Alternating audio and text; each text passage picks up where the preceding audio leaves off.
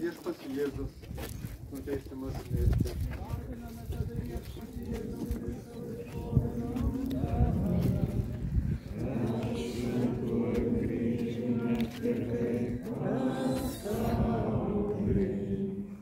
Iš Šventosios Evangelijos pagal Matą.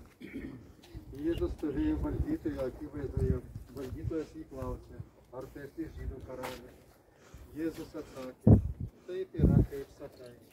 Aukštųjų kunigų ir seniūnų skundžiamas, jis visai neatsiliepė. Tuomet Pilotas paklausė, ar negirdi, kaip baisiai tave kaltina, bet jis neatsakė nė į vieną kaltinimą ir tuo be galo nustebino valdytoją. Šventės progas valdytojas buvo pratęs paleisti minę vieną kalinį, kurio ji norėdavo. Tuomet jis turėjo garsų kalinį vardu Barabas. Aukštieji kunigai ir seniūnai sukurstė žmonės, kad prašyštų paleisti Barabą, o Jėzų pražudytų. Tuomet valdytojas jiems tarė, katrą norite, kad jums paleisčiau. Jie šaukė Barabą. Pilotas paklausė, kągi man daryti su Jėzumi, kuris vadinamas Mesiju.